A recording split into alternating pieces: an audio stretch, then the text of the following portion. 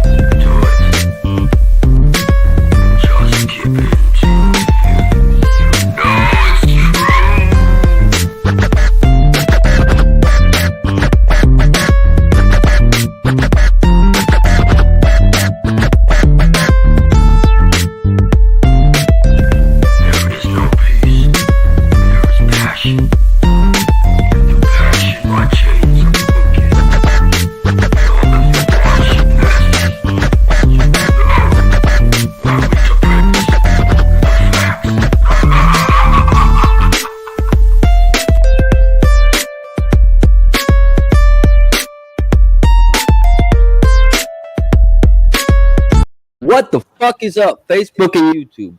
Welcome to Debate the Fact. What's up? What the fuck? What? Hold on. Cheers. Is he? Did you get rid of me? Like, I'm God now. What are we You gonna are call? God. What do we call you now? All hail Ray Bay. Prophet of John, man, as always. Same as always, you know. All Prophet of hail John. Prophet John. All hail. This is the future. The future of green screening. Look at that. If I didn't have the headset on, it'd be perfect. It'd be fucking perfect. I could just fucking sit here and be a floating head. We are not worthy. We are not worthy. Superior genetics. So we got I'll drink to that, buddy. Red Bay has a green screen now. So Yes. so we're doing big things, and tonight we have a nightmare on Elm Street or EA Street. Sorry about that. I'm used to the actual. I grew up in the 90s, and I used to love Wes Craven movies before he became gay and made the movie Scream. But yeah, so tonight there was apparently there was a nightmare on EA Street. The motherfucker came back in the dream world, right? Matt Dillahunty, he's a famous apologist here. He runs a show called the Gay Theist Experience, where you can call and he can PMS and hang up on you. I don't know if you guys are familiar with that show. I've heard of it. Yeah, he goes on an SJW rant, hangs up on people, whoever calls him. But he apparently he made some argument, right? And that's what done it down in Kruger. You know, he has a personal thing with Mr. Dillahunty. So he waited till Mr. Dillahunty went to sleep, and he came into his fucking dreams, just like he always does. And in the dream world, he attacked him. Right? He attacked the sleeper. Oh, that's right. Because he can fly. He can astral project. That's right. That's right. It's fucking amazing. You familiar with the Nightmares on EA Street series? Justin Downing is a Downing Kruger man who we cover extensively here on the show. He's one of our favorite little targets. He's like the Donald Trump to our Don Lemon. You know what I'm saying? We have extensive coverage of him. And tonight we got the video. So the argument, and I haven't seen this yet. I heard it's like unbearable until people call. Oh, so this is it's very unbearable. You got us here watching an unbearable video. I heard it was unbearable, so we might have to skip through some of it. But let's hear the argument. Let's try to hear the argument. Inshallah. Inshallah. Let's try to hear the argument, or them refuting his argument while he's asleep and just tearing the fucker to pieces. All right, here we go. And who is he who is he talking to? Matt Dillahunty? Well, it's him and the Muslim circle jerk about Matt Dillahunty's right? The contingency argument objection. So they're objecting to his objection with him in absentia. Fuck is absentia? We'll see. I don't even know if there's coverage of him or anything. They're just. I don't even fucking know if he knows this video exists. This Matt Dillahunty, but we'll see. Is Matt Dillahunty on this video? I don't know. I haven't seen it, and I just heard it was unbearable until people started calling in. You know how they join the StreamYard just like any other fucking live stream, and Justin calls it calling in. It's not right? calling. Yeah. It's like it's that type of shit we got dealing with there. All right, the callers, right? The callers, the people that join the fucking stream, right? There's no phone number to call. It's not a phone call. It's a live hangout, but they're supposed to, that's when shit's supposed to get good. So let's just see what if we can stand what they're doing in the live stream. While I go get my paper. Whenever you're ready to start it. All right, I'm ready. Right, they'll get the him begging for money as usual. And then... There we are. Theology, metaphysics, epistemology, Christianity, big atheism, words, logic and reason. Welcome to exploring arguments. Oh God, that's loud in my ears. Turn it down. Hello and welcome to another episode of Exploring Arguments. My name is Khalil. We also have Brother Hanif and Brother Muhammad Yunus. Everybody out there, assalamu alaikum wa rahmatullahi wa barakatuh. Thank you guys for tuning in. How are you brothers doing today? Thank you. Hey Taylor, that was beautiful. That was a good enunciation and shit there. Did he use his tongue correctly? Yep, I believe he did. Hey, did you notice that little brother's not there anymore after the Takia video? The secret Takia video. Oh, we had to put that back. You know what I would honestly? You know what I would pay? I would pay $1,000 to watch him because I know that he's a truck driver, right? Yeah. I would pay $1,000 AC mechanic to watch him at a truck stop, surrounded by a bunch of truckers, and him explain to them why he's Muslim. Like while delivering things across the United States, I would pay money to see what those truckers would think. What the fuck you talking about, boy? What do you mean you're a Muslim? What is this Islam you're speaking of? US of A there, boy. This is God's country, not our laws. We are a Christian nation. Ding dong. Where do you get off? I could already see Justin go, y'all act like y'all never seen a motherfucking white person before. Jaws all on the floor. The Islamic Eminem and shit. Islamic Slim Shady. Shoot. All right, let's get into this, Just because I don't be eating everybody.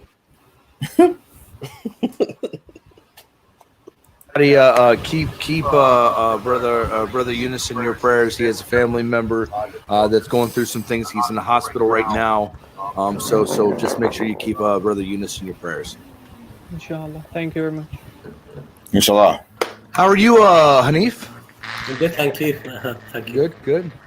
Yeah. You got the haircut this morning. We got all trimmed up, ready for the show. Yeah. I put the hat on.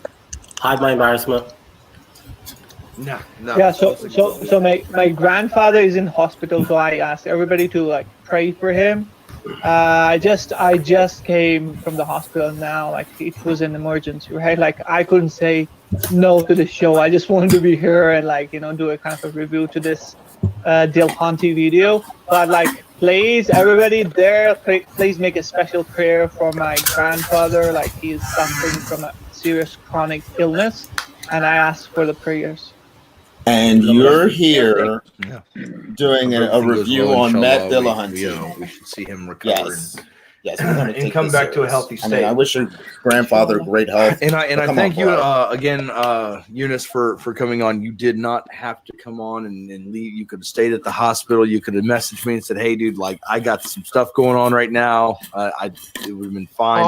I was sweet. I was thinking of doing that, but as I knew that Hatim is not going to be here on the show, so like I found it as my duty to accompany you and like give my bit to the show. So I mean, inshallah, may Allah accept it. May Allah make these efforts only for His sake and not for anyone's sake at all. It's just for Him.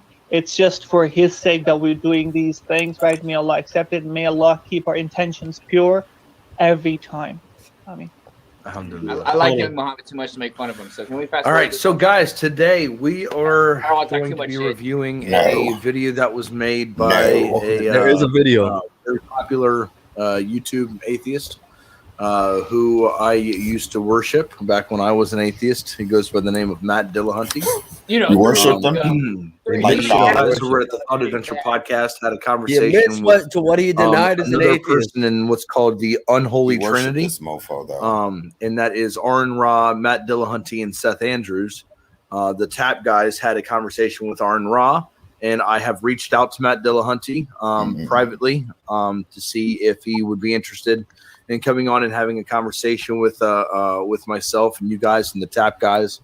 If he's willing and able. He did say in a previous video on somebody else's channel, James is tired. He did a conversation there, and he did say on that video that he'd be open to having a conversation with me. Oh my God, so inshallah he gets back with me. But we'll be doing a review of one of the videos that he put out years ago on his Atheist Debates Patreon project. He did a review of the contingency argument, or I don't really want to say the contingency argument. There's different contingency arguments out there. So he reviewed a specific one, and we're just going to go through the video and respond to what he has to offer. You guys have anything to say before we go ahead and get started? No. yeah, John. We got somebody trying to join us right now. Hope Charity. Can they make it? Somebody named Hope Charity is trying to join us. Welcome, Jesse Palm. Welcome, X. Welcome, everybody viewing. So, yeah, this is the argument from Contingency that Matt Dillahunty did. And down in Kruger, and his sycophants are going to, they're going to dream eat it. All right, go ahead, throw it up. I don't know what's going on. I think that's that Dependency Patreon project presents the argument from Contingency. So one of the patrons sent me an email and asked if I would actually cover the argument from Contingency, and the answer was, of course, yes. This is one of many arguments that is on the magical whiteboard list of arguments to cover. And in fact, I had originally planned to cover both the Kalam cosmological argument and the argument from Contingency in one video. I'm sure that would have rattled some cages, as these things really need individual treatment, but there are some similarities. And so I figured what we'd do this time is cover the argument from Contingency, talk about my thoughts on this argument, and then when we get to the Kalam cosmological argument later, we will look back at elements from this to see where there are similarities. Some of the similarities are going to be obvious. They are both, in a sense, cosmological arguments. And this raises a point that I've wanted to cover for quite a while, and that is sometimes someone will email and say, what do you think about the teleological argument, or the ontological argument, the cosmological argument?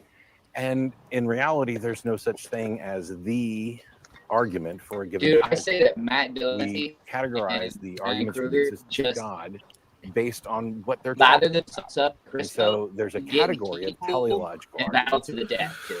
Do you guys feel as if he should have started with the Kalam first and then moved on from the Kalam to the Contingency? Because I feel as if going straight in the contingency, you have to already accept, you know, you have to grant premises for the kalam to even get to the contingency. What would you agree or disagree with that?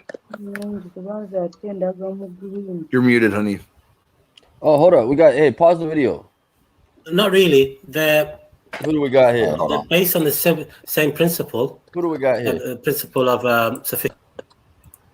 Hello? Naribari? Hello. Hello, Yes, Neighbor. how are you? We're good. How are you? Yeah, I'm Taylor. This is Cringy Kevin, and then you probably already know Raymond. Pleasure, Hope. Superior, the genetically superior being known as the Prophet of John, aka the Ray-Bay. How are you doing? Here, let me get you. You got a charity. You run a charity out in Uganda. What's the name of your charity again? Oh, this is the lady that you were speaking of. Shut up. Hold on, you sent that to me on Facebook.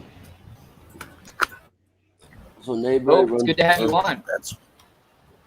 The name of my charity. My charity mental center, and it's located in Uganda. They still there?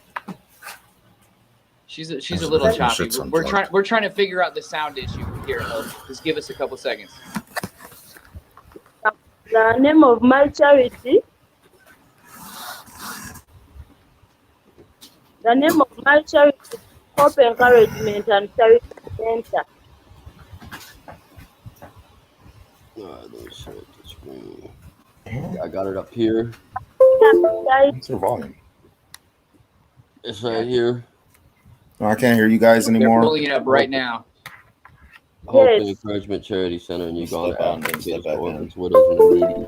The money would use to buy food. And we'll throw this link up in the chat so you can see it. Mayberry runs the orphanage over there in Uganda. And how long ago did this the Open Encouragement Charity Center start? Like, my mission is to preach nature, God's love to orphans needed for a better world. And my vision is having a world of equal opportunities. Oh, I said it's actually working. Yes. You said equal opportunities for the orphans. My vision, I have a vision for my charity, and it's having a world of equal opportunities. We have a goal to improve the lives of the less privileged youth by promoting a supportive, effective, and enabling environment.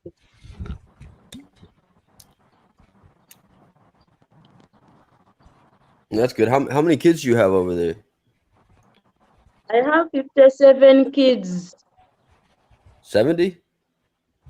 57 kids. I have 67. 57, 57. Oh, 7. Yes, I have 39 girls and 18 boys. Oh, wow. Yes. And do they have specific aspirations of what they might want to be when they're grown up and out of the orphanage? Yes, I want to have a home for them, because we are still renting. We still need food for them, medical. And I want to buy a land for them, and I build them a home. So you're looking to buy land? Yes, I'm just looking for a land so that I can build for them a home. because we are still renting the ground. That's brilliant. Yes. Well, we'll make sure to share this around, at least with a lot of our friends, and I'm sure that we can get you a decent amount of donations to try to help out with that. Got the PayPal list for all of our viewers to help out with Hope and Charity Foundation. Hope and Encouragement Charity over there in Uganda. Because she got a bunch of orphan kids. Yeah. Gonna take care of the basic needs. It's not all that. Like $50 goes a long way. I'll take it. I know there's some of the obvious answers, but why are some of the children orphaned in the first place?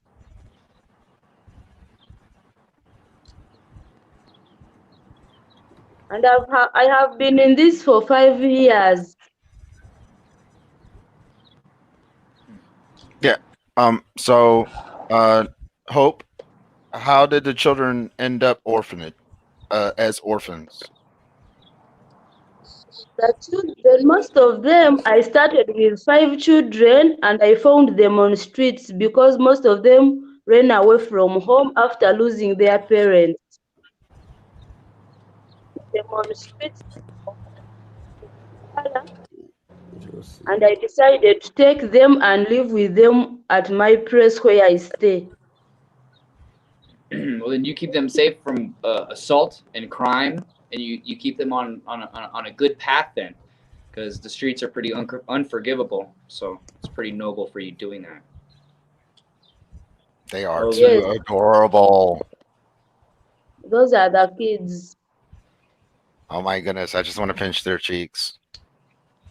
Yes, they are 6.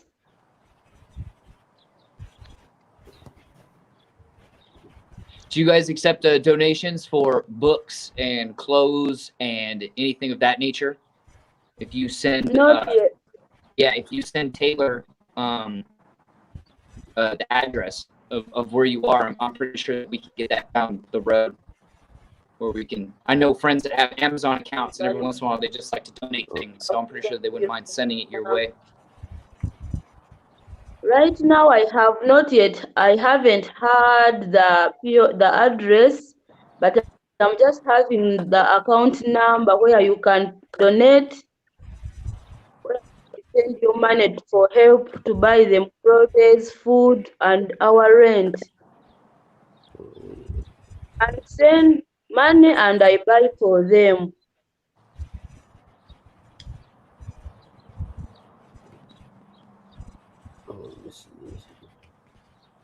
I got another one. If I can find it. And what type of things are their interests? What type of things do they really like? Do they enjoy sports, or math, or learning, or what are their specific types of things that they enjoy doing?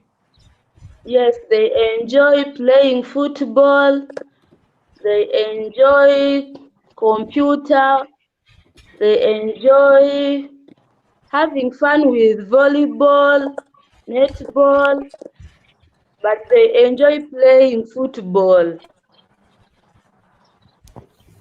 and dancing. They want dancing, mostly music.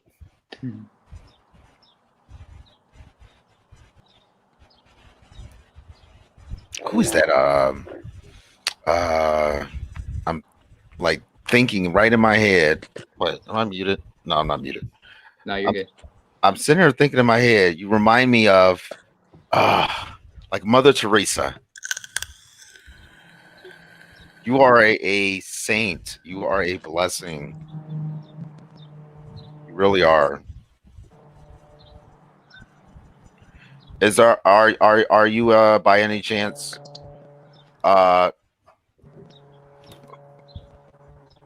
like do they have any adoption agencies in Uganda or no? Sorry?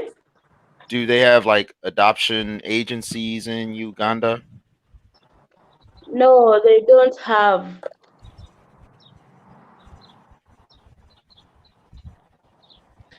Is that from the government structure to where they don't have some sort of adoption agency, or are they just not up to standard? No, we don't have. We are just living of our own.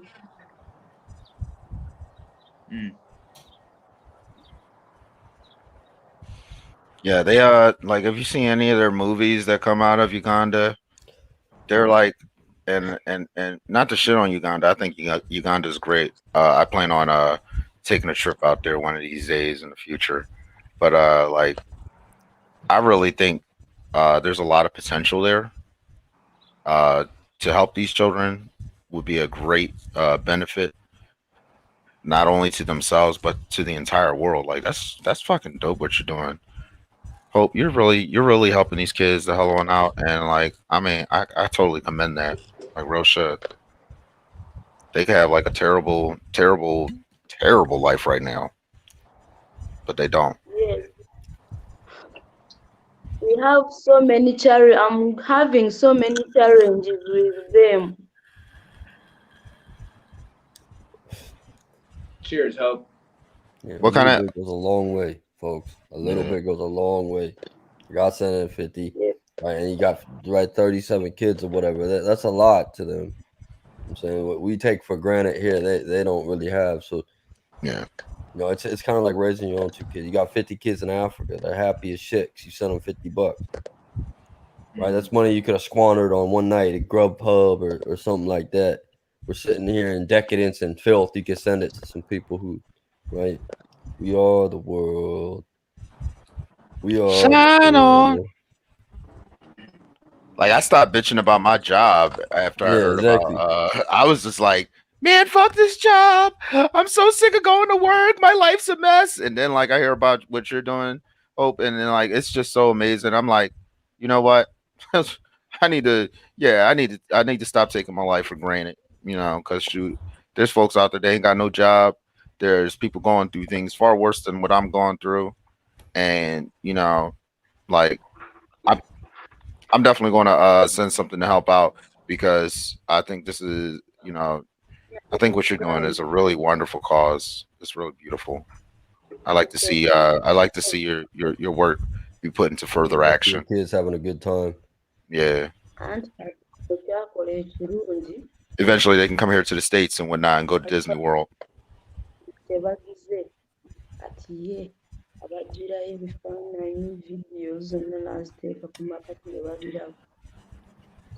Do y'all have any super geniuses amongst these kids? Sorry? Do y'all have like any super geniuses amongst these children? I know you do. That are like highly intelligent. Because the United States can definitely use them. Yeah, we could. Yes, Shoot. we could. We got a lot of dummies living in this country. We need some smart people to balance out the equation. Shoot. Here, let me get rid of this background. That's just I'm sitting here playing with it the whole entire time. But we definitely need we need as many intelligent people coming to this country and whatnot. I think a lot of folks when they immigrate to the United States, they you know, they're not the dumbest motherfuckers in the world. They're not the dumbest people. They are highly intelligent. They know what they're doing when they get here, and they know what they're looking for. And see great promise. Is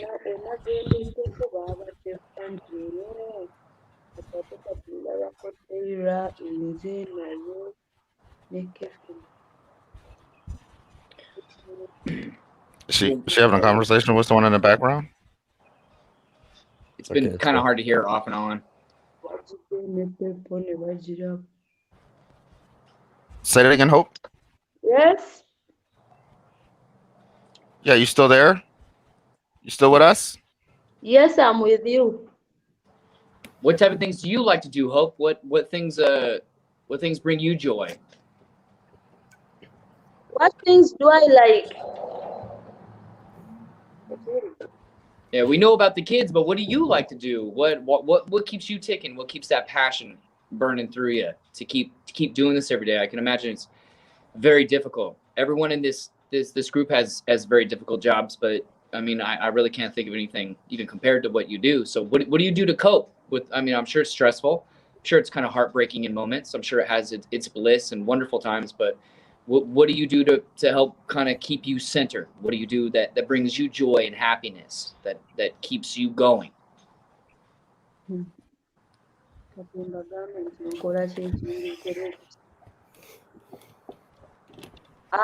Just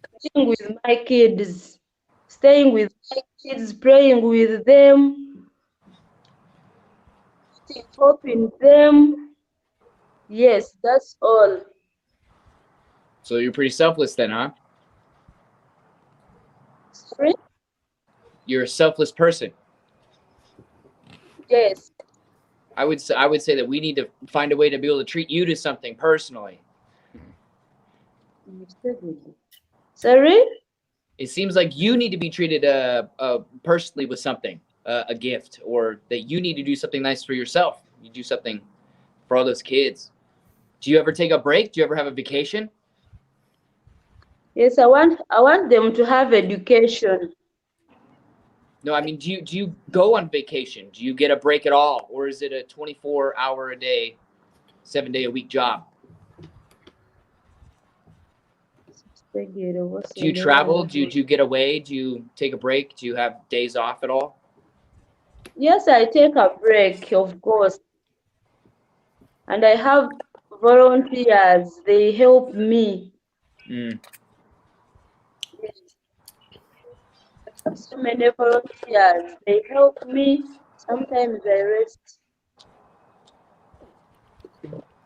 So you got like a staff and whatnot.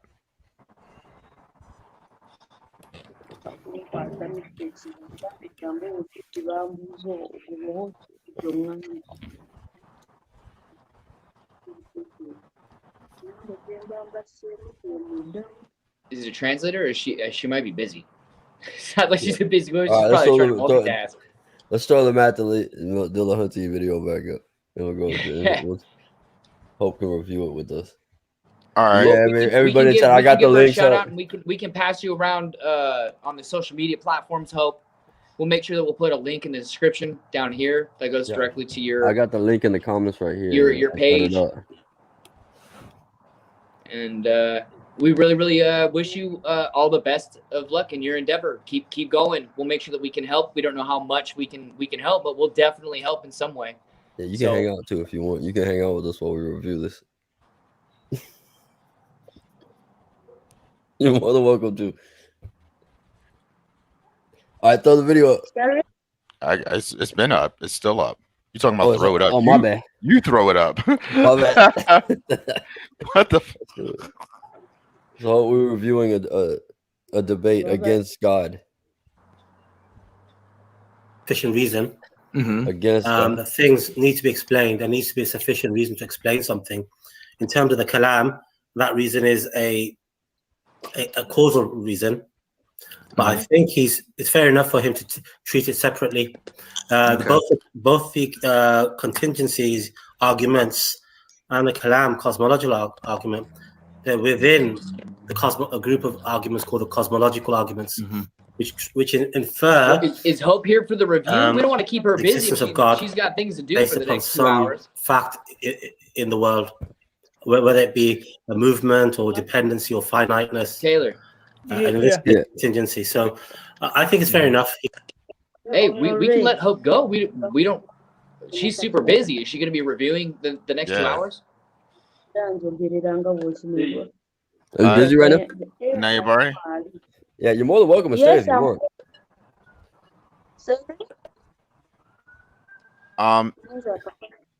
Let's have this conversation later. We'll talk to you later and whatnot. Wish you a wonderful day.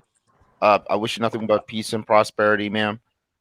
You keep doing what you're doing, and we're going to look out for you, okay? Okay, thank you for hosting me. Oh, thank you, Hope. Okay, bye. Take care. Bye, Hope.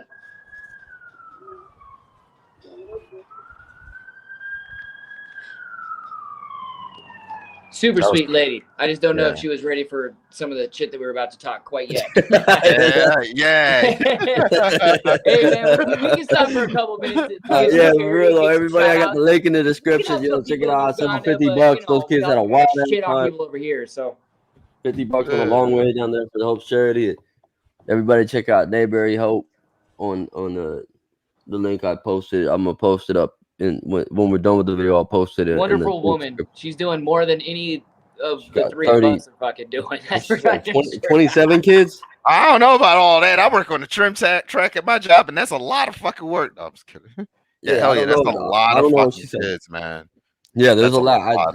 She said 27. There's no way you're gonna catch me around 57 kids 57 all day, kids. every 57. day. Yeah. Yeah, she's like Mary Poppins times a million. There's no way. But yeah, $50 That's for what I was the thinking long about. way, folks, and that's what I'll say. Mary Poppins, Mary fucking Poppins and shit. She's like a Ugandan Mary Poppins and shit. She's out there taking care of other people's kids and whatnot, and she's just doing a damn thing. There's got to be a systemic way to help kind of change that. There's got to be something deep rooted where that's not such a bad problem. I don't even know if we can get into that discussion today because it's that's going to be a very long. It's got to change. It's got to change. We can't have people like Hope doing that and giving up their lives for forever doing that, picking up what other people are throwing aside. It's too much, man. We got to do that everywhere. It's not just Uganda. We just got to do the problem. I don't even know how you begin to tackle it. Right, you would think like a child's parent dies and shit, and like the fucking country, the state would step the fuck on in and fucking take care of the child, but like this is ridiculous. That's ridiculous as hell. Uganda, man. Yeah, that's what I'm looking at moving forward. Like when we get monetized eventually, and like we're moving closer and closer to that. Hell yeah. I'm thinking about monetization going to these African charities. Agreed. Because Africa got the shit end of the stick. They did. One of my ideas is coming up with a desalination pipeline that is heated through solar panels in the pipeline. And as it goes along, it'll separate the salt from the water. And then you could take the salt out, and then the people in the poor African countries can sell their salt at the same time that you bring water from the ocean inland.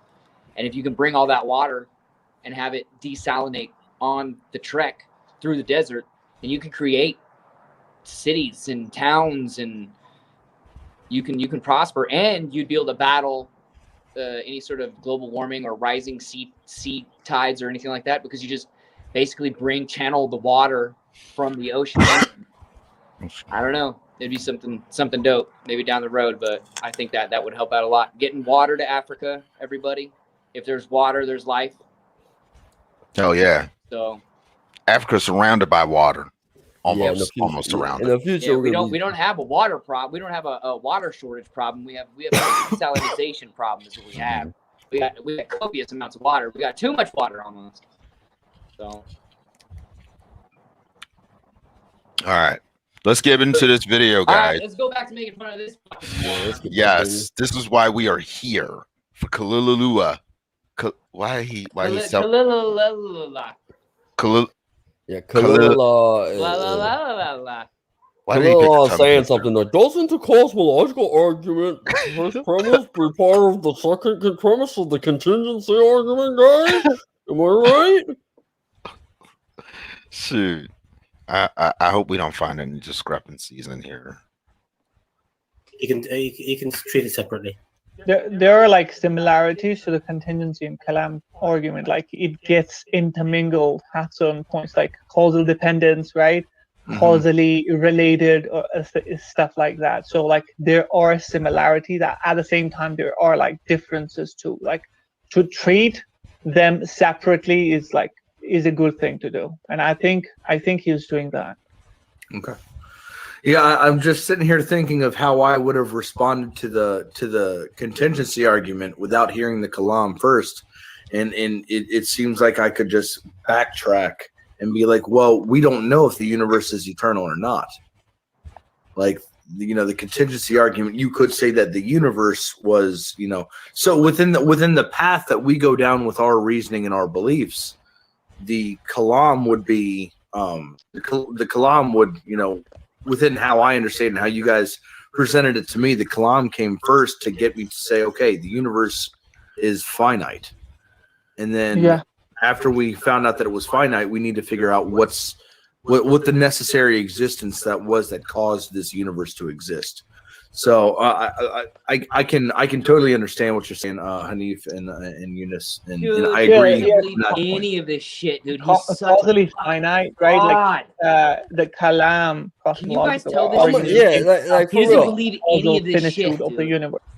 How much is this motherfucker? Matt like say, okay, I'm gonna be talking about the contingency argument, and they already got their rebuttal rated. It's like, what the fuck did he? What did he even say? Did he even present the argument yet? Well, the argument is that the universe is finite because they say it is. No, what was Matt? They're responding to what has Matt said thus far. Did I miss part when Mayberry came on? I think Matt just gave an introduction to the fucking argument. Just like, okay, I'm going to do a contingency argument. They're already responding to it. Well, he's saying that the Kalan should come before the contingency. He's just trying to seem fucking smart. He's just trying to talk bullshit and argue about shit that doesn't even need to be argued about. That's the problem with him. They just waste so much fucking breath and noise on stupid shit. I don't know. Whatever. Let's go. He's trying to sound smart. Of course, like he's a fraud. Say that the universe has a finite past. It had a beginning at a point, right, in the past, which is finite, which is not infinite. But with the contingency argument, we say that even if we grant that like there is eternality, right, but still you would have to sort of give an explanation to the existence, right, to what exists. So in that sense, right, in contingency argument, you can have eternality and yet would have dependence upon something which is necessary. So like that's like, I think to me that's like the fundamental difference between the Kalam and contingency argument. I don't know what Hanif wants to say about it. No, I agree. What the Kalam does in addition to the contingency argument is that because it says that the universe began to exist, is causally, it is finite, and therefore allows us to say that the necessary being that caused the universe to exist must have had a reason to bring the world into existence, because normally natural causes bring about their effects by their mere existence. But that would entail that the universe would be infinite. So yeah, I understand where you're coming from, Khalil, as well. Yeah. Which there could be many of. There could be a new teleological argument tomorrow, probably only mildly, subtly different from the classical versions that we're aware of.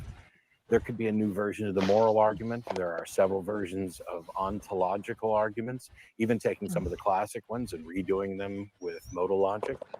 And there are several cosmological arguments, whether it's the Kalam cosmological argument or first cause versions.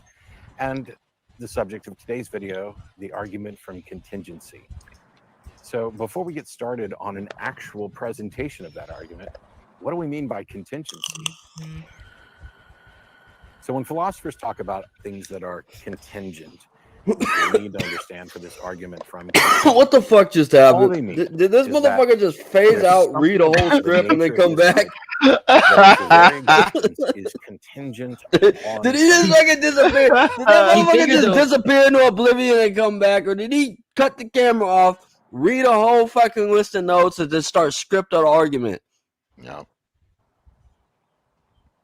Well, what is look at this guy? Look at him. What He's squinting at the this motherfucker Joe Biden. Squinting at the teleprompter. I'm trying to figure out contingency argument objections. What contingency argument? What the hell is the contingency argument? Well, it's based on a finite universe, right? Like he's saying, like there has to be a necessary being. Remember the necessary being video? Yeah. That's based on the contingency argument. The contingency argument is that like everything is contingent on that one necessary being, and that one necessary being, therefore God, the universe, like in the Kalam, right? Everything that begins to exist as a cause, and Right. Since the universe began to exist, therefore the universe has a cause, and that is the necessary being. That everything in the universe is contingent upon that necessary being. Life would essentially be contingent on other life. Yeah. Yeah. Oh, okay. All right. Yeah, I can understand that. If there's life, it's contingent on the fact that there's life other places or what we can't see. So right. In their argument, the only thing that would make sense is that there is life contingent on the basis that there's already life. But it doesn't mean that has to be finite either. So the fact that they come to the understanding in their own world that means that it's finite, it's just a stretch. It's just starting from a point that they choose to put on a piece of paper and start from that point. Yeah. It's based on nothing. But see, it's contingent on nothing. The fact that there is that everything is infinite. No, but like, need to be contingent on anything.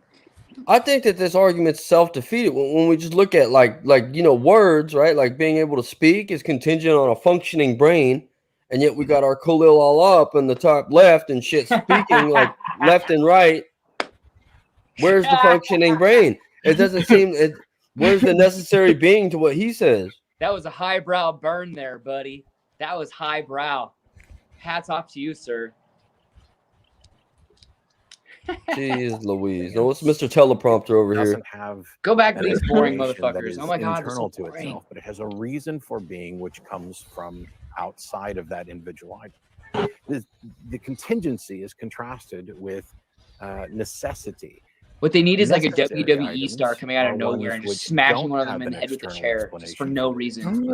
They just exist necessarily. There is something about their very nature such that they had to exist. There's no possibility that they couldn't have existed. Whereas contingent things could have, at least hypothetically, not existed. One prime example is you. Your existence is contingent upon the existence of your parents, the existence of their method of procreation, and it continues a chain backwards. Your parents' existence is contingent upon their parents, etc. Life is contingent on life. If we were to find something that had a necessary existence, we could contrast this much more easily. The problem is it's very hard to clearly identify something that has a necessary existence. Well, and maybe I'm just a layman, but isn't contingency just basically a fancier way of saying cause and effect? Or am I wrong? Or is that like a subcategory that's parallel? Well, or is that too far of a jump? I mean, isn't cause and effect, isn't that just contingency? Yeah. A future event or circumstance which is possible but cannot be predicted with certainty. I think when people do that, I think they just like to smell their own farts. I think just like to try to seem fancier than they really are, like this Khalil la guy.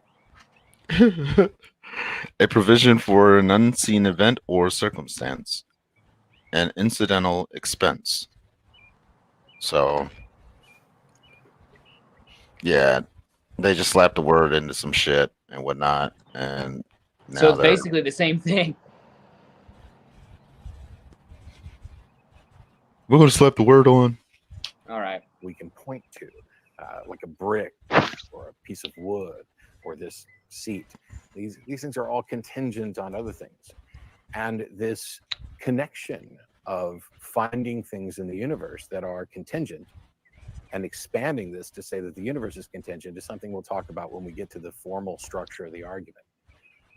One of the issues with the argument from contingency is that we don't really see a clear definition of what type of contingency we're talking about within the argument. Would you pause there, please? Perhaps intentional, it's perhaps a bait and switch. Okay, there's a comment by YouTube account. What about the argument of dependency? I hear Muhammad Hijab use it a lot. But I believe Muhammad Hijab's argument, dependency, would be a contingency argument. A contingency, in ordinary words, is dependency. So when you're contingent upon something, then you're dependent upon it. It's the same thing. It's the same Different thing. terminology, same thing. Yeah. Why I'm not able to like see these like YouTube comments? I don't know why. It should be on the right. If you're using a computer on the right, there should be a section of your screen with comments on StreamYard. I'm using phone, but anyways. Okay, I don't know. Yeah, you would have to on your phone. There's a button on the bottom that says comments, but there it's going to be small. You might not be able to see it. Okay. Well, anyways, carry on. So you're saying that that Muhammad Hijab's use of the argument of dependency is a contingency argument within itself? Well, I haven't read it. I haven't heard of it. But I think it's the same thing. Like because if we say that I don't know, the light in my room is contingent upon the switch being on. Mm-hmm. Another way of saying that is the light in my room, the electric bulb being on, is dependent upon the switch turning on. So it's just another English word.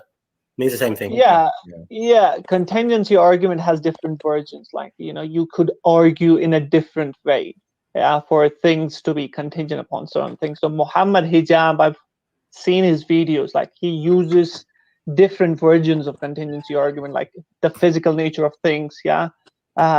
Makes them dependent upon something else. The non-conceivability or conceivability of things to be otherwise is one more version of dependency, right? Like, you can conceive of things to be otherwise. That's one more thing. The physical nature of things have a dependent nature. Like, it doesn't have to be, right? The phone has a specific shape or like a color or whatever, right? So that makes the phone contingent. So we have different ways of arguing for a contingency. So like Muhammad Hijab uses these different tactics, different ways to sort of, make a point about contingency of things. Mm-hmm. But I'm not sure. But they're not fucking talking to it. Yeah, they're Blind just Spot in the chat said bullshit. Muhammad Hijab argument is the same. They take a fancy word, and every single one of these guys is just trying to make themselves seem smart by presenting some sort of argument that, like, But it's important to realize that when we get talk about things, they're not talking about anything really significant. If you want to talk about something interesting, they could talk about entropy and what's contingent for entropy to exist. The first is causal. Anyways, your parents reproduced. This resulted in you. Your existence is causally contingent upon their existence and their method of reproduction. The other version of contingency is sustaining contingency. And that is something like the heat and energy that we get from the sun, the light that is encompassing me right now coming from the sun. It is contingent upon the sun, but it is contingent in a sustaining sense, which is if the sun goes away, this light goes away. Whereas if your parents go away, you don't necessarily go away.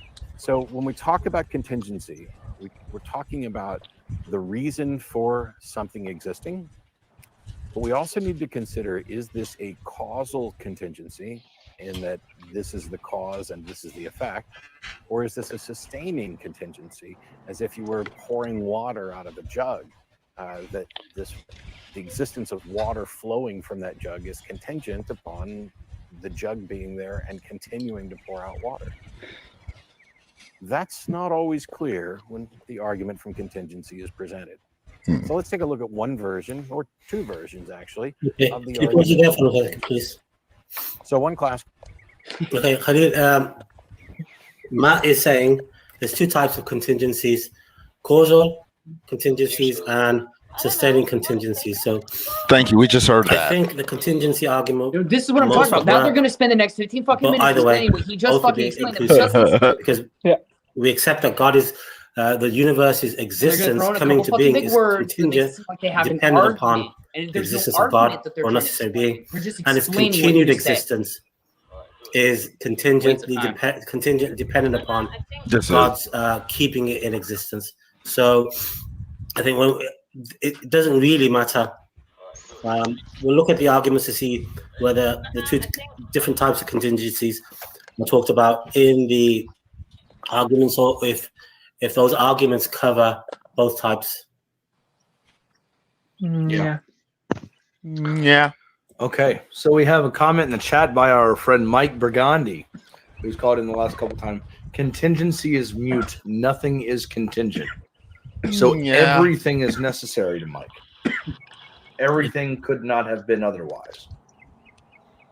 Yeah, like, is that an explanation? If it is an explanation, then the very nature of this claim calls for something like something saying English something language? Okay, let's take this claim on board. Like, everything is mute, right? So is this an explanation?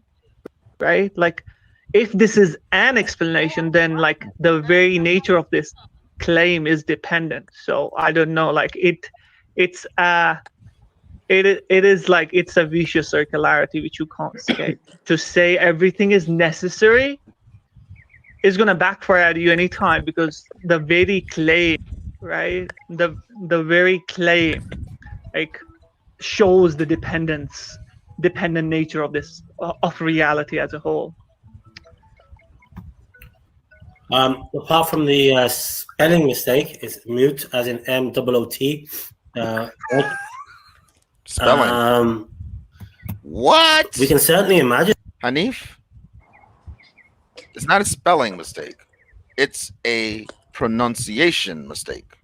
Okay? Spelling, you be written it fuck out and shit, you know. Just saying.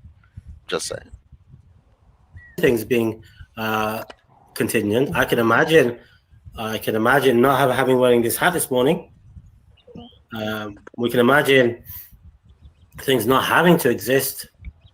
To say that nothing is contingent, you'd have to bring an argument for that.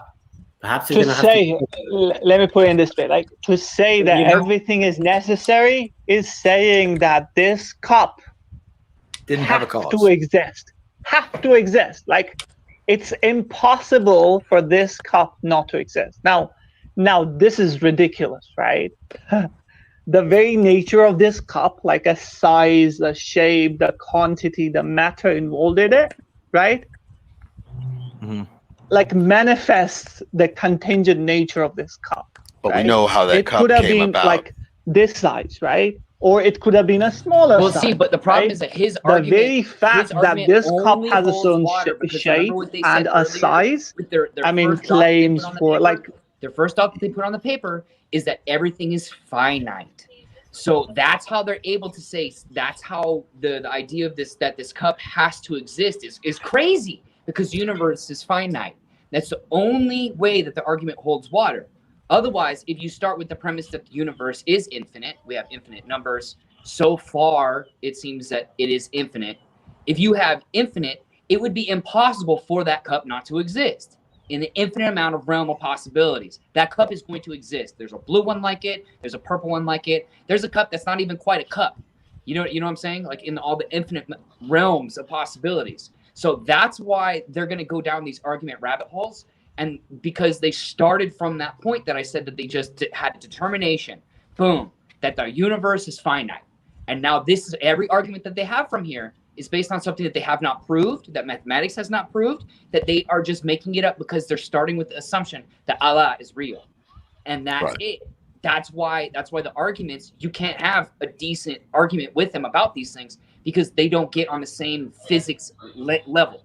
They start from a starting point that you have to agree to. And I don't agree with that. You can't start with universe is finite, because then they win already from the get-go. If that's the rules of in the realm, then they get to make up all the rules, the entire argument. So that's what I have to say about that. I would love to see another planet like Earth, you know what I'm saying, and see what their ideas are on that fucking planet. If there are human beings like us on that planet, or like, you know, just other fucking kinds of animals. If we see a planet that's identical to Earth and has the same exact thing going the fuck on almost, I'm like, I think that's when I will take into account that there is something out there. You mean like for the infinite? Yeah, for the infinite possibility, yeah.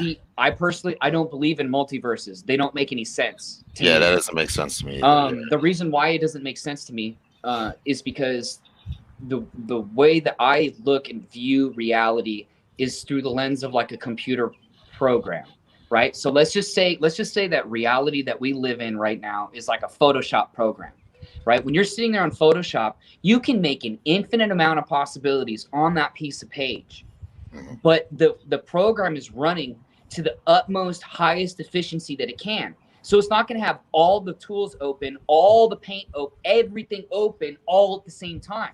It's going to have the code that you can generate that with, right? So I don't believe in a multiverse theory, but I do believe that there's a code as far as the universe is concerned where you could create any amount of infinite realities with that initial code.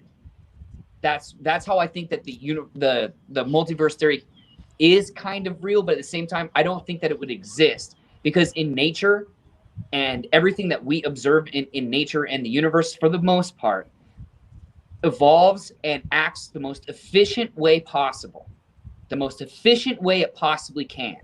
So you think about running something, efficiency is not having all your browsers open, everything, all the infinite amount of things on your computer all open at the same time, running all at the same time. You don't have it. Now you can go and pull it up. You can create something the way that you want it to because you have that code, but it's not open because it's not efficient. So if this were a computer program, it probably isn't, it might not be, but if it was, it would make sense for the data to be there to create an infinite possibilities, but it just doesn't have to simultaneously coexist for it to exist in a way in the infinite is concerned. Is that a rifle? What? That you were just holding? Is that an airsoft gun? It is a paintball gun. Hey, nice. Sorry. No, These no. guys, What are you saying sorry for? these You guys did are that boring wrong. the shit I'm not, out of me. Hey, I'm not look, offended. I just got this. Shoot. It's the first one of its kind ever made from ANS. Shout out to ANS. ANSgear.com. That's tight as fuck.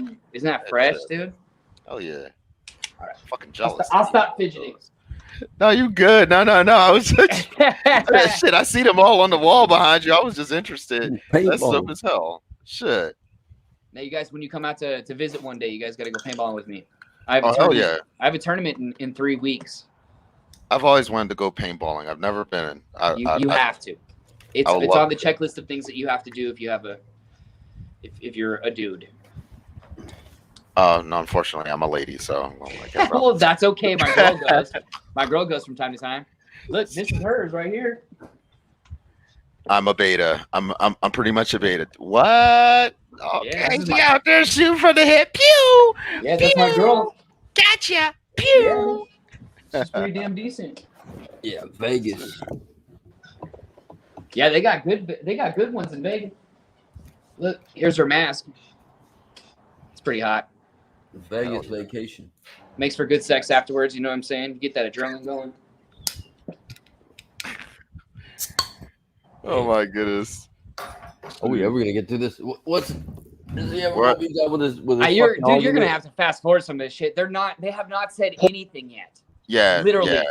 They're a third of the way done with their video and nothing's been said. They're 5 minutes and 41 seconds into this. We're 24 minutes. So it's like it's taking them 21 minutes and 24 seconds. It's taking us an hour and 3 minutes. An hour and 3 minutes to review the review of the review. And we've already come up with more interesting ideas and talked to more interesting people and had already. So whatever, dude. Let's just get on with it. Fucking fall asleep. I am ready to just start talking about fucking possibilities of the universe and shit and other planets, Taylor. Okay, Matt Dillahunty's got me thinking, man. He's got me fucking thinking. Shoot, Kevin's got me fucking thinking. I am just. How far is this argument along? This Matt Dillahunty argument. What has Matt Dillahunty said ultimately? He's at 5 minutes and 41 seconds. This is a 35-minute video. Holy shit. Okay. Matt has not said anything of any sort of substance whatsoever so far. I think he's been laying out the argument and doing the exact same thing that they're doing, is repeating what this all means, contingency, and in my mind, whatever, dude. Is Matt Dillahunty an atheist? Yes, he is. He's a very prominent atheist. He's not one of my favorite atheists either. He always kind of caught me off guard as quite a dick, but whatever. Oh yeah, well. Hey, hey, that's what people think of me. So fuck it. Right. Hate. People think I'm a dick also, or a dumbass. He's really good at shutting people down. You know, he's a Sam Harris convert. He loses it from time to time, where certain people that are respectable just don't quite lose it. Sam Harris, he never really quite loses it, and he just kind of owns people. Christopher Hitchens never lost it, you know, as an atheist, and just owned people because he kept himself together. He kind of gets, I don't know, man, like a catty woman, you know? He's fucking sassy. He gets sassy, dude. He gets like a little bit sassy, like you're dumb. So it's he's it's smart. Like that. I'm not trying to hate too hard, dude. I dig it, but he's just a little too much for me. I could dig it. Holds for explanation, and the cup would be dependent upon that very explanation. Thanks, bro. Thanks for that fucking cup. Mike is trying to give some form of modal collapse argument, saying that. Here, you guys aren't. I think like he's taking. Hold on, he moved a little bit. If they paused them again. Laws of nature, the way they are. All right, here we go. That's it. And 5. No. Oh yeah, there we go. This is his reputation. 1. Finally, here we go. Exists contingently, has a reason for its existence. 2. The universe exists contingently. 3. The universe has a reason for its existence. 4. If the universe has a reason for its existence, then that reason is God. And 5. Therefore, God exists. Now, I imagine some of the responses out there. There are people who accept the argument from contingency, who are theists of some stripe, and say, "Yep, that's one of the versions. Sounds just fine to me. What could you possibly be objecting to?" And there are probably many non-believers out there, and people have looked at this sort of thing before, who might be screaming and ready to pull out their hair about how can they say that? What's the justification for this claim? And it may have. So, how do you guys feel about having God exists at the end of that? I think, I was thinking about it too. I think like he's taking that leap, right? Like, okay, yeah, that's true that eventually arrive at God, but it's not like God exists, like the fifth point or the fifth premise, like the conclusion, like from the four premises, the conclusion. No, you're right. That God It's exists. supposed to be the we first define premise. the kind of features, right? The properties of that necessary thing would have had, right? And then we relate that, right? We deduce that from logic and then relate to the existence of God, and we say that, look, these are the same features that we accept God has, right? So yes, we do eventually get to the God, but first we kind of rationally, using our reason, using the torch of reason, we deduce the property of that necessary being, right? That I don't think denies the necessary being.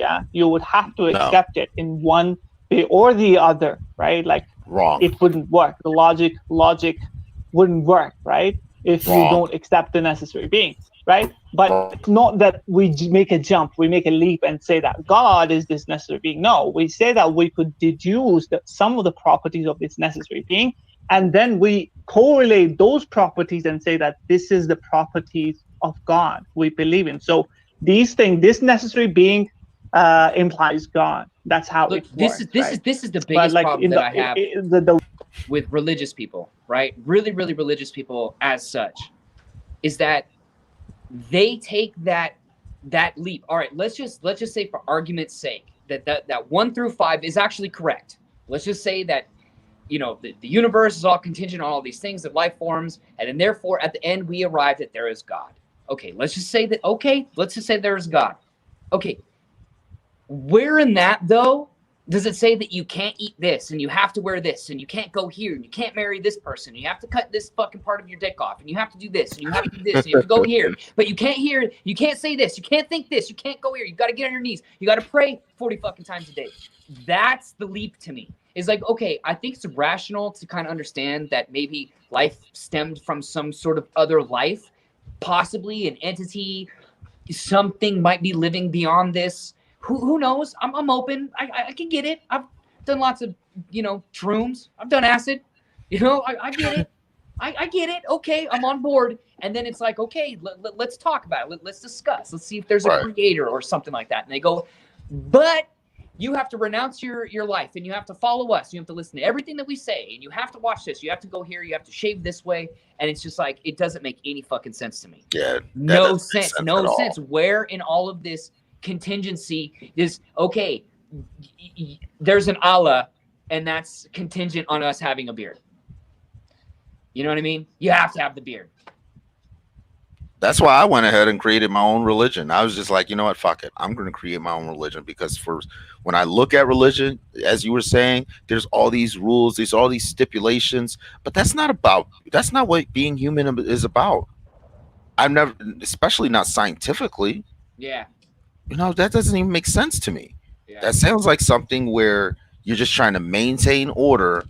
You're trying to maintain some sort of civility and you're lording over people with this creator. And I'm like, yeah, I'm open to hearing about a creator. I'm open to someone coming down, a being coming down from the fucking sky saying they are the creator of everything. But if they don't fucking mention any of the dumb shit that you gotta fucking do in these religions, I'm like, all right, you motherfuckers is wrong. Yeah. That was wrong all this fucking time.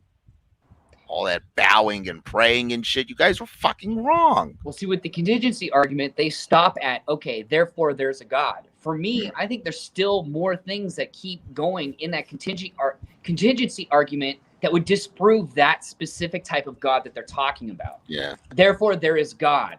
But then you would have to do number 6. Therefore, you can't eat ham. You know what I'm saying? Or you can't eat bacon. Therefore, you can't shave. Therefore, if you die, you get, 70 virgins in heaven. It's like, how do you get, there's so many more steps that have to be in the contingency plan for them to even hold water of, it's their specific God. And that's always the argument with me. That's the problems that I have. It's like, okay, you believe there might be something. I'm on board. Let's see what you got. And it's always some ridiculous ass fucking thing, dude. So it's never built in reality at all. But whatever. Out of this fucking world.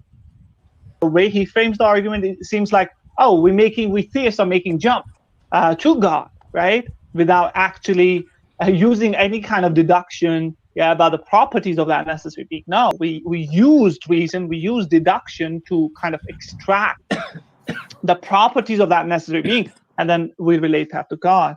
Hanif, you want to say something about it? No, I think you've really covered it. No, you might cut him the fuck off I think again, this is Muhammad. a Leibnizian formulation of the contingency argument. Even Leibniz himself then explains the jump from premise 4. If the universe has a reason for its existence, then that reason is God. That is explained. And further arguments are given for that. This is just simply the bare contingency argument. The argument is that there is a necessary reason for the existence of God, a necessary being for the existence of the universe. And other arguments, subsidiary arguments, explain or argue for why that necessary being must be God. Yeah. Yeah, it just caught me off guard, especially when I was like an atheist watching this. I saw this as like, okay, therefore God exists. Like,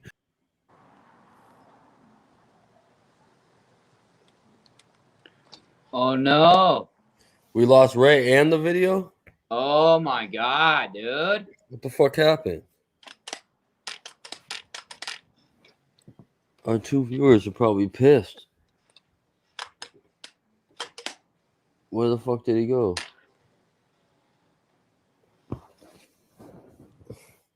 Yeah, I think I did put that. I put joining us is Nanberry Hope from Uganda, and that's not her name. That happens to be a Japanese food I like. So yeah, I'm gonna apologize. Probably like an hour too late, but okay. Sorry about that, y'all. I dropped my mouse. Look at who it is. Get us back up. We gotta flash forward through this shit, man. Because yeah, let's let's jump to the calls and shit. You said that's where the interesting shit was That's happening what at. I've been told that everything happens at the calls. These guys. Oh shit! Look at you, Ray-Bay. You're getting your lights on, all that shit all set up. Oh yeah, hell yeah, man. Shit, this shit's fucking. Once I get the green screen working right and shit, and the way I want it, to my specifications, my qualifications, and whatnot. We do everything live. We always live, man. We're live people. We like live TV. We like. I just got all my stuff in. On the spot too. shit. Oh yeah, nice. I'll get it set up. When we have a call-in, when we do a call-in show here at Debate the Facts, when we have an audience for callers, all right, we're gonna do the real call-in shit. I'm not gonna do some fucking Downing Kruger ass fucking join my link and call it a call-in show. All right, my mama ain't raised no fool. My mom didn't send me to some fucking, like what he was saying, like some fucking hokey pokey Catholic school where they don't even teach you Catholicism. And that's being generous to Kulala. For real. My mom didn't send me to no fake ass Catholic school like Kulala. Is that is? Holy shit. In a public school to learn. I can give y'all 6 and 7 to show y'all how we do Islam. I can give y'all 6 and 7. What's 6 and 7? But not Sunni Islam is not an organized. Yeah, we agree with you. Sunniism is ridiculous. That's like English talk right there, man. That's like UK talk. 6s and 7s, off. I was talking to the Sunni earlier today about, I believe it is Quran 2267. And he said that he don't believe that that's actually, he believes that's just poetic language, right? And I said, do you have one of your hadith sources that can confirm your belief, or is this just your own independent belief on what the Quran says? Because that's what these Sunnis do, man. They do not actually believe the Quran. They fucking do whatever the fuck they need to do to get you to give a shahada, and it's all fucking bells and whistles. There's nothing behind that shit whatsoever with integrity or honesty, anything. These Sunnis. He could not. That's the most unpennable verse he can have. No ritual prayers that are in the Quran. Yes, there's the contact prayer. And that's pretty much it. When we find the word salah, it isn't tied into any of these things. It's very true.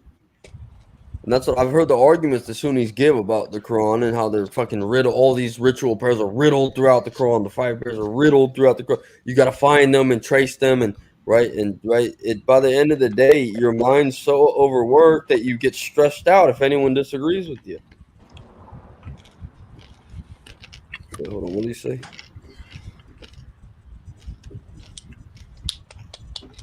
That's why you got to stay away from these crazy Sunnis, man. So you got toe. Toe. Taylor, you got hands for toes? Yes, I do. Yeah. Let's get finger toes and shit. Look, I can get. He said there's no prayer at all in the Quran. I don't know about that, my friend. Salah does mean to pray in both the Bible and the Quran. That is a word that is associated to prayer. They both appear. Quran even says that God prays for the Prophet Muhammad. All right, I looked it on down to the end here for a little final thoughts before the end of. I guess they got tired of hearing Matt's bullshit, and they were like, looks like Muhammad looks like he had enough. To the audience when people like Matt talks about it, because it's demonstratable in a sense that you use reason to arrive there, not some scientific verifiable evidence, right? Even what Matt in this video used is that he uses logic to sort of critique the contingency argument. Yeah, there is no science involved in this, right? So whenever you speak about God and these contingency kalam arguments, right? Wrong. Empiricism doesn't even enter the picture. It does. That's the main problem with the atheists, right? Empiricism wouldn't solve the problem because we are not, arguing from an empirical standpoint. Yeah, even math, like he uses like as a trick. I believe he uses this trick quite often. Yeah, he said, "Oh, that's which is not demonstratable," but he's not kind of explaining what demonstration means, right? He himself used demonstration in this video to critique contingency argument in a rationalistic sense. Yeah, he's demonstrating it using laws of rationality, right? But the atheist most often understand demonstration in a scientific sense. Yeah, so these are two completely different epistemologies, right? Which we use in different ways. Yeah, to kind of understand different natures of different things. Yeah. So my point is the demonstration doesn't always have to be empirical. What Matt does here in this video, he's using rationality, he's using his logic to kind of critique the contingency argument, not empiricism or science. Yeah. So that's what you need to understand. That's most basic and that's fundamental to any conversation with Islam uses science, everybody. I think the masters of science and rationality. Right. Duh. They're using that good old bay right there, that Islam science. Then we can move on to questions if you wish. The point of the contingency argument is simply to establish the existence of a necessary being. What that being is, in detail, is for other. Where's my damn Quran? Yeah, look that drawing on up. Quran 5:6. Oh, well, I had it. Oh, you know what? I was singing that shit the other day, wasn't I? That Jake the Jinn to my room.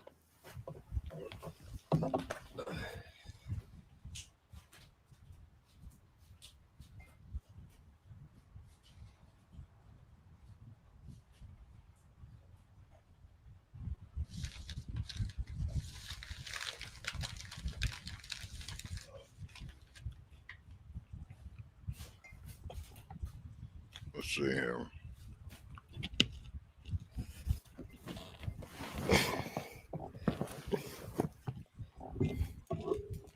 Good old Jake the Jinn.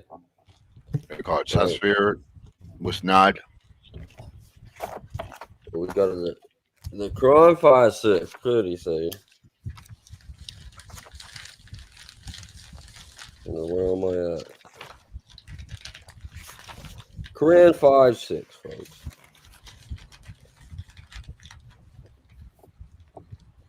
Damn, I really fucked these unknowns up. Wasruni matalahi alekom wa mitheka hulazi wathakam bihi.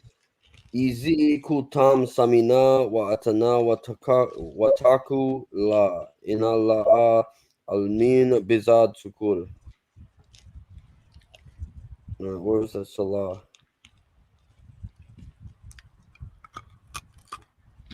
All right. Oh, you believe when you rise up for salah, wash your face, your hands to the elbows, rub your heads, and wash your feet to the ankles. If you are in a state of ceremonial impurity, bathe your whole body. But if you are ill or on journey, or one of those who cometh from office of nature, or you have been in contact with women, and you find no water, then take for yourself clean sand or earth, and rub therewith your faces and hands. Allah did not wish to place you in a difficulty, but make you clean and to complete His favor to you, that ye may be grateful. Science.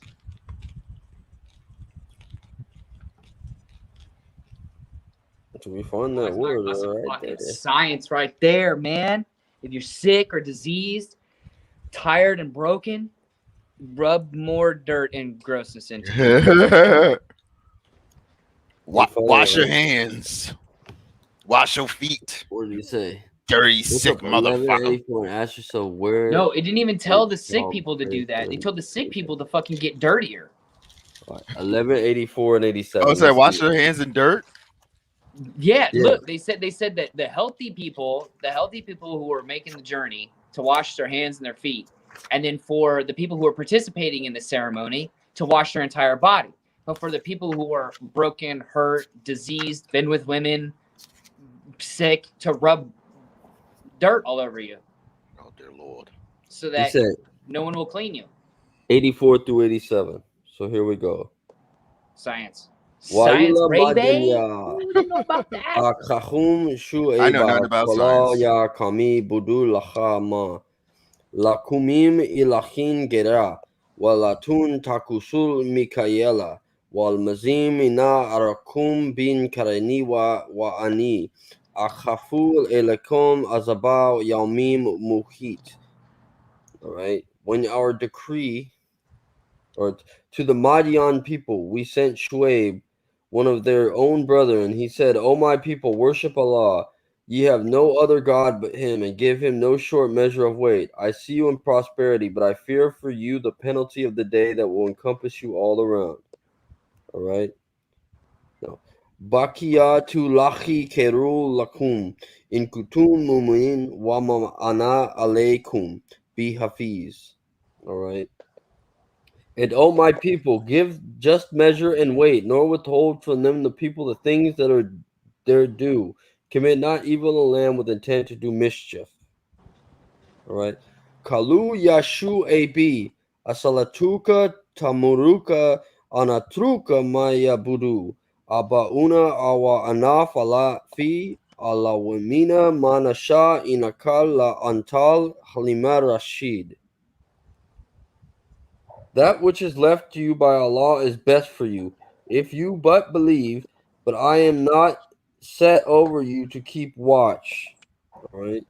Kalal ya qawmi aretum in kuntu ala bayin natimir rabi wa razakini min hu rizqan hasana wa ma uridu akuka lifekum ila ma'anakum ana. In iridu ila ilahat mastatat wa ma takfiki illa billah. Allahi tawakkalu wa ilahi yunib. They said, O Shuaib, does thy religion of prayer command thee that we leave off the worship with our fathers' practice, or that we leave off doing that we like with our property? Truly thou art the one that forbeareth with faults is right-minded. See, where's that? 87. Kala yakum aretun intun alabutuna betir wa. The word prayer does not appear in there. He is correct. It literally translates. They said, O Shuaib, does thy command thee we leave off the worship with our father's practice, or that we leave off doing what we like with our property? Truly thou art the one that forbeareth with faults and right-mindedness. And then he responds, Kala yakami aretom in kutu al banin metir. Da Rabbi wa razaka nin mihidun rizaka hasana. All right. Wa ma uridu an uka lifekum ila ma anakum an. In uridu ila isala mastat wa ma takfiki ila bila Allahi tawakkalu wa ilahi unib. All right. His response is, O my people, see whether I have clear from my Lord, and he hath given me sustenance, good as from himself. I wish not in opposition to you to do that which I forbid you to do. I only desire betterment to the best of my power, and my success can only come from Allah. In him I have trust, and unto him I look. Now, what's the point of this again? I don't know. Religion of prayer. But the Muslims are here. The translations have been made by Sunnis. Don't forget that. That is true. Assalamu alaikum. The hygiene observance in 5-6 is something everyone does. Who doesn't wash their hands and face, wipe their heads and feet? Bums. Justin. Look at Khalil Allah over here. He doesn't do that. You see that guy? Even I cannot recognize what you are saying. Religion. The Arabic says salat, but they couldn't translate it as prayer because they know it wouldn't work. And that's correct, because it's a religion. So he's got a point there, this Mr. Quran only. That would be religion. He said, my salat.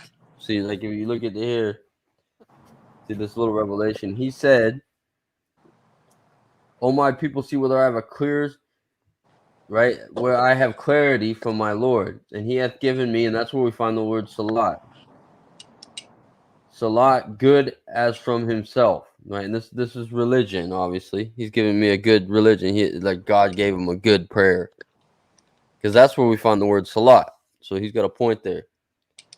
What? Yeah, we're doing a fucking what are we doing again? Why am I reading the Quran? Does anyone remember? Nah, dude. I'm ready to move on, man. Yeah, let's do it. All right, I'm back. Sorry, guys. All right. Other arguments give those details. It establishes the existence of a necessary being. The fact then that the universe, for instance, is finite is best explained by a personal being. So an analogy you can use is this. If a police officer, a detective is called to a murder scene, he sees a dead body, he sees a bullet wound in the back, he sees the blood on the floor. He says that there's a murder that's happened. He may not know the exact identity of the murderer, the physical features, the characteristics of that person, but he knows there's a murderer. That's what the contingency argument, these arguments establish, that there is something there which is the reason, the cause for the universe existing. But why do you believe it is called Allah? So, yeah, I don't think even atheists, in a sense, would actually disagree with the contingency argument, because if you're gonna say that the universe exists and it just exists, it's like conceding to the necessary contingency argument, saying that okay, the universe exists implies that the universe exists necessarily. So you're not actually refuting the necessary argument, you're actually affirming it in a different sense, which you even don't realize. So yeah, I mean, you guys have to understand all of these things. These are very basic in philosophy. You guys ready to move on to callers? Yeah, sure. Yeah, sure. All right. Good. First about one time. is somebody we've actually had a conversation with, or I've actually had a conversation with personally about this exact argument and the Kalam. Mr. Michael Ray is hanging out with us. Michael Ray. Godless Eden. Michael motherfucking Ray. It's Lachum Yar. Thank you very much. I got banned on Facebook for 30 days. Yeah. Before Mike says anything, I just want to make a quick comment here. Mike is the first man, whom I have met on Facebook. Honey, you should know this. He's the first man who I ever interacted on Facebook, live streaming, and had a discussion with him about God's existence. The first person who I met, I think, 4 years before. Wow, Muhammad, so, you're really excited about that. Yeah, it's been a while, So he was the first, This guy was the first one I ever interacted with. Oh, inshallah, you're very I enjoy our conversations, right, Mo? I did. Right. We don't really talk that much anymore because for me, the Facebook Live doesn't really work all that well. But I just wanted to say that because, for me, much has changed, right? From those Facebook Lives to Muhammad Harif and Khalil Hatim and other guys, Tab guys and stuff like that. Much has changed, So, I really appreciate that. You were the first guy I met on Facebook. And we started having discussions on God and science and stuff like that. So I thank you for that. You're welcome. Thank you for the conversation. What you got for us, Mike? Well, I didn't really watch a lot of your review of the video, but so what I pick up on is it was the contingency argument, basically, and the Kalam. Is that just a contingency? Yeah, it was just a contingency. Yeah. So, because now don't lose your shit when I say this, but I don't necessarily agree with everything Matt says. Okay, I think he's flawed in a lot of his logic. Sometimes I think is flawed, and the way he presents his arguments, while they may be valid, I don't think they're sound.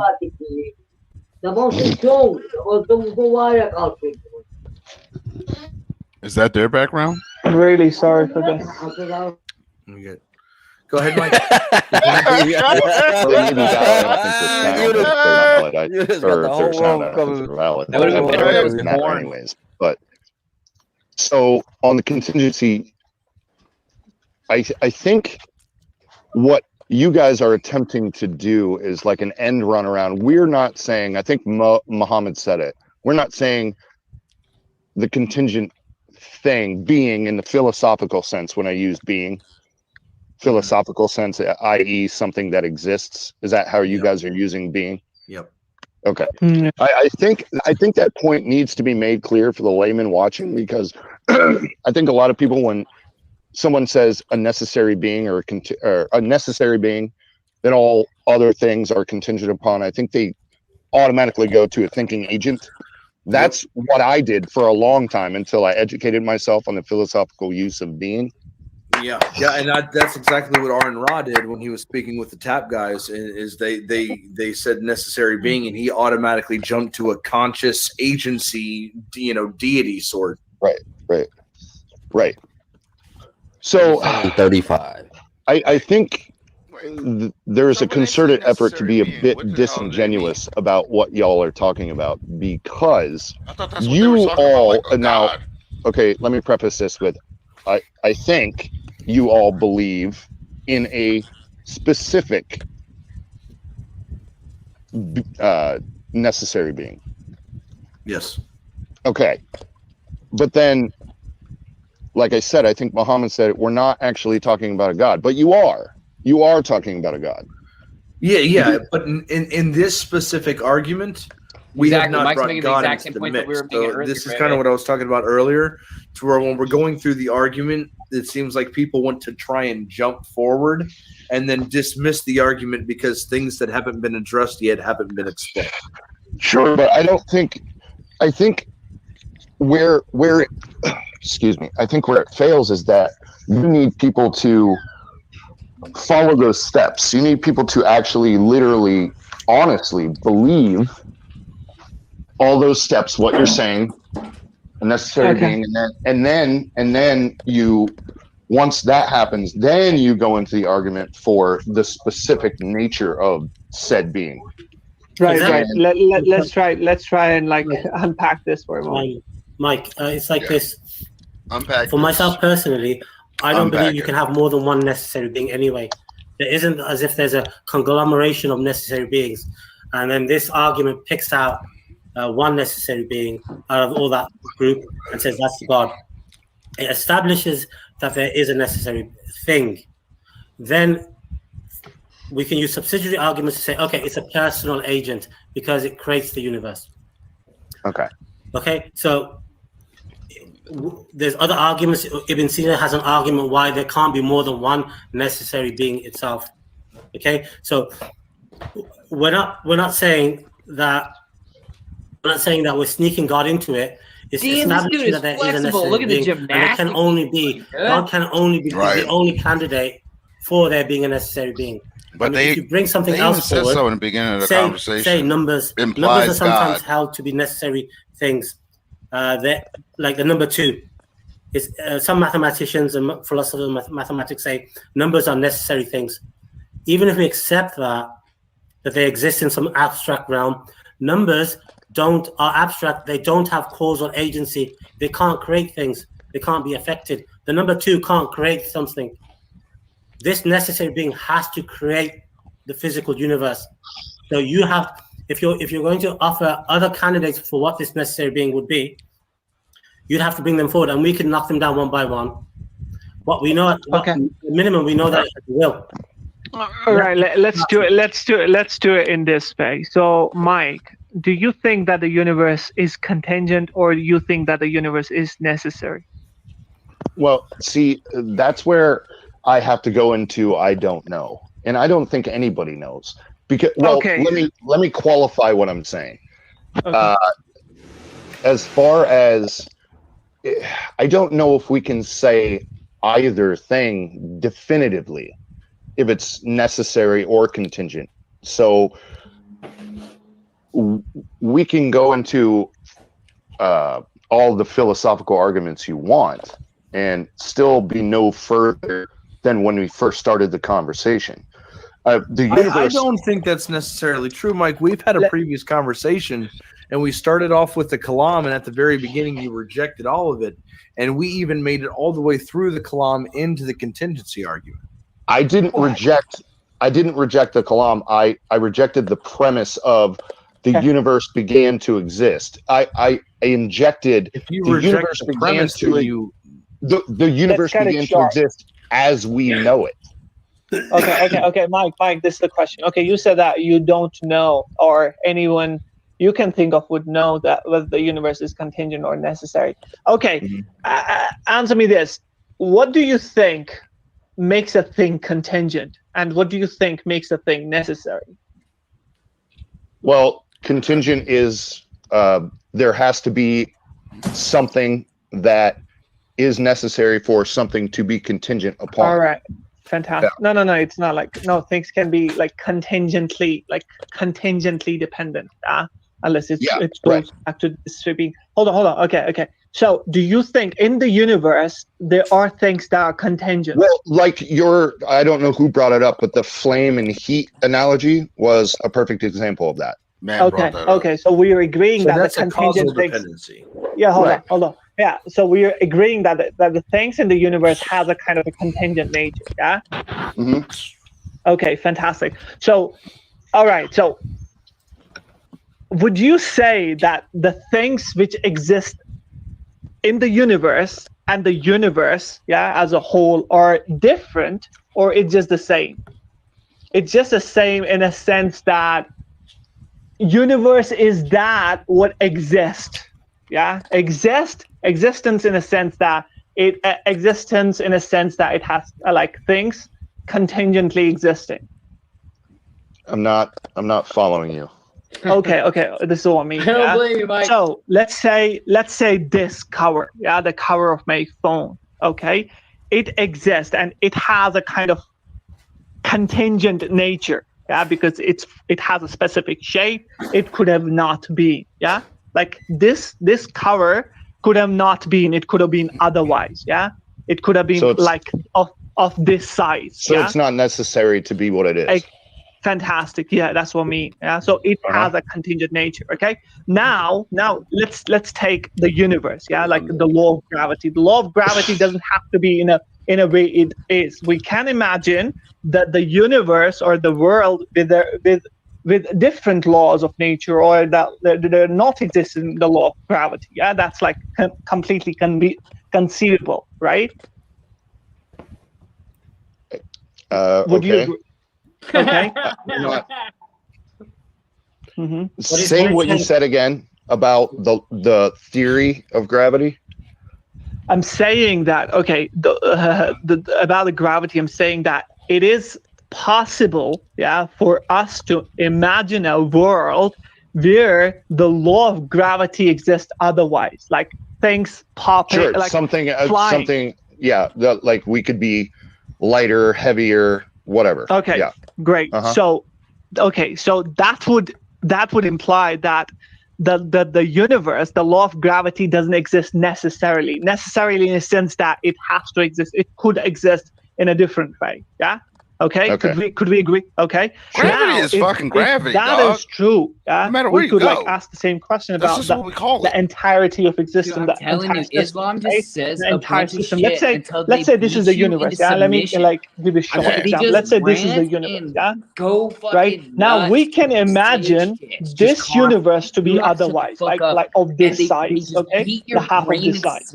Okay. Now, if it is possible, then that very thing makes the universe dependent, or contingently existent, because in a way that it doesn't. If you're lighter on the moon, exist necessarily means that it is impossible for a universe to exist in this way. Jack Diddley Dong. No. Okay, dude, look. Okay, Mike is, so we're agreeing that really the universe. I'm not necessarily agreeing that that's true. I understand what you're trying to say, but doesn't that go into an assertion? I mean, I can imagine impossible things. well, what we consider impossible, it doesn't necessarily make them possible or true, right? Or am I completely right? Yes, of course it is. But I get your analogy, but no. The thing here is this: that the premises of the argument goes like this. Okay, we are saying that the universe, the universe exists dependently in a say that it doesn't have to be. Have to be means that it is necessarily existent. And we agree with that. Okay, we agree with that premise. It has to be the way it is for what, right?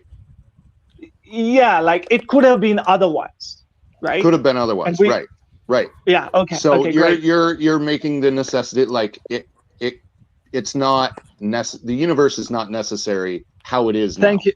It could have been some other way. Okay. Okay, that's fantastic. Now, if that is the case, right, then the universe is contingent. Contingent in a sense that something, the phone, the cover of the phone, something outside of the phone, like me, making, determining the specific shape of this cover, right? The specific height of this cover. So something, external to this cover, is determining a specific shape of this thing, and the amount of matter that's put in this thing. Okay. I see what you're saying. Like the universe is contingent upon something outside of itself. Thank you very much. Yeah, exactly. Right, exactly. But isn't that an assertion though? No. Okay. Why? Good question. Okay. Very I'm good question. I'm completely in agreement with you because the logic you're presenting, there's no way around that. I get that. Exactly. If it's possible for the universe to have been otherwise, dude, I love then it's not by definition necessary, right? Am I right? Am I following the logic? Yeah, exactly. Okay. Exactly. Yeah. But then the next step you take is to say, well, there has to be something outside of the universe to make it the way it is. But then doesn't that flirt with infinite regression? No, that's why we're positing necessary. Yeah, right. That's why we're positing necessary. We're saying that something in the totality of reality, like let's say that this is the totality of reality, the totality of reality, okay? Let's say all exist within this. We are saying that a part of this totality of reality cannot cease to be, cannot have failed to exist. When you say, let me see if I'm following you, the totality of reality, which you're saying is the universe. When you say reality. No, we're not saying universe. Yes. No. The totality of reality, right? Yeah. Are you, when you hold up your phone cover and say, this is the universe, and you say the totality of reality, are you just saying that? Or are you saying, are you including you as well in the reality? All, everything, the totality of reality. Let's say the necessary being, the contingent being, and everything else. Let's say everything. Let's say there is nothing. Besides this, okay, this is the totality of reality. Now, in this totality of reality, there are things that are contingent. You and me agree that the universe, that the discovery is contingent, the phone is contingent, everything else is contingent. Now we're saying that the part of this totality of reality has to be necessary. Necessary in a sense that it cannot fail to exist. At least I'm gonna have to step away soon. Okay, so what I have researched about the Big they Bang made poor Theory, Mike go back outside for a cigarette. I accept that the universe as we know it had a beginning. When we go back, was he as far as we can measure demonstrably by before the Planck time, physics breaks. In 4 minutes, I'm gonna I'm sure it was on a YouTube debate, but you can't definitively say that something can't come from nothing because you've never had nothing to examine and test. I know that's kind of a facile argument, and I don't really agree with it, but I think it's a little bit true as far as just the argumentation point. Think. Well, okay. In that case, if something must come from something, what did the necessary being use to create everything? Right. Well, that's a step 2 of the. There had to be some argument. pre-existing materials, right? Whatever. Okay, we're going to talk about this further. I get that. We can go on. This further. Well, wait. If you want to get offline and talk about it later, there's more callers, and I don't want to take up the time. But I did enjoy talking to you guys, and thank you for bringing me on. I do appreciate it. No problem. That's what I love about Michael Ray. He asks the right fucking questions right there. Yeah, he does. That last one, very good fucking question. I can't even. Man. Shout out to Michael, man. I love you, man. Real shit. I mean, he's funny as hell when he's drunk as shit, but like when he's not, when he's sober and he's in his right frame of mind, man, dude is on point, on fucking point. Now, let's see what this next caller had to do real quick, and then we'll close this one out and shit. Mike Burgundy. And then what we call Mike is this the humanly structure, and then we slap the label on something and which we call Mike, yeah. So it's just labeling. The phone is just the label, yeah. We put on, yeah, something, okay. Oh, he's talking about that fucking phone case. Cover. Oh my god. Fuck this shit. Fuck that. Hell no. I am done. Put a lid on that. Put a lid on that and shit. Yeah, Taylor, we should have started off. We should have just started off with the fucking call. Like, real shit. That fucking that shit was boring as fuck, man. that shit was ass. That was the most assest thing I ever fucking seen in my entire life. And I was expecting to like hear a whole bunch of discrepancies and whatnot, but basically I just heard people's opinions and shit. And like, you know, I mean, opinions are something that I do accept. I won't take like heed to it or anything like that. But you know, everybody's gonna have their fucking opinion, and that's what they're doing, is just stressing their fucking opinion at the end of the day. Whether they're right or wrong is of no consequence to me, because it is what it is. There, I'm giving this a nice little juicy 7 out of 10. Okay. We wrapping it up. Yeah, we wrap. Yeah, Taylor's. I'd say I'd say it ended up getting a 7 out of 10 instead of a 5 out of 10, only because Michael was able to really back him up in a corner. Like, to be honest, because he brought up the same things that you and I brought up earlier. Is that, well, okay, so let's just say there is, but then how do you make that jump to a specific being? Right. And then, you know, then what happens is that you could imagine if you're living over in the Middle East and you've been raised around this all the time, and you have one single question, right, about the faith, and you talk to these people and they're so fucking Rain Man about it, they'll literally just fucking go off and blah, blah, blah, blah, and submit your brain into giving up. Sure, okay, fine, that's what it is.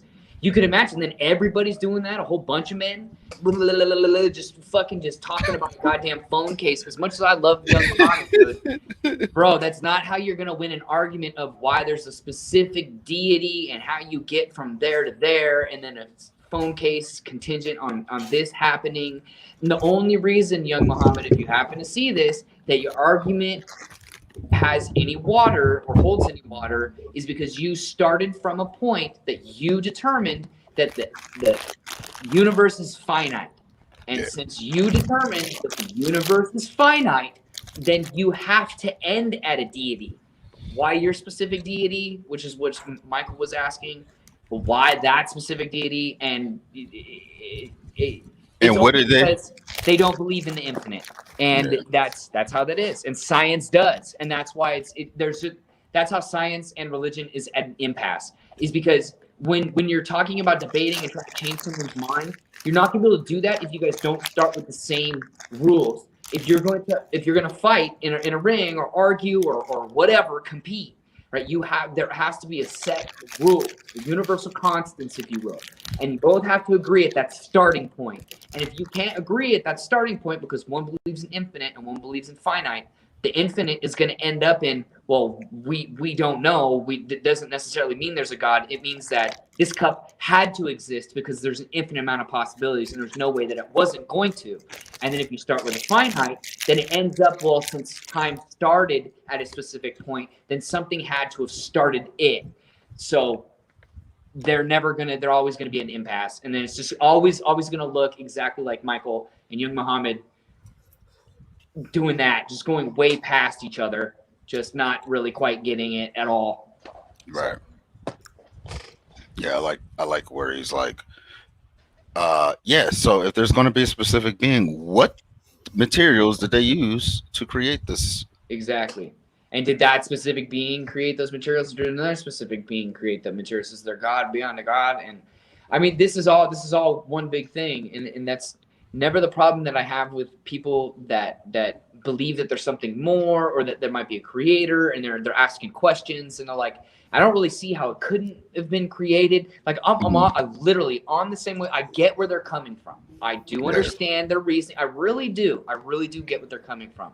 It's the second that they start imposing that, like you said, those fucking rules. And it's like, well, who dictated this aside from just that fucking other controlling dude over there? You know what I'm saying? Like, how did you arrive at this location that I have to act this way and look this way and say this and think this? And that's where they lose me. You know, someone say, hey, the universe is crazy. So many possibilities. You know, who knows? It's weird. It's like one big acid trip. It's like a dream. Aliens could have created it. We could be a fucking software program. We could be in a dream.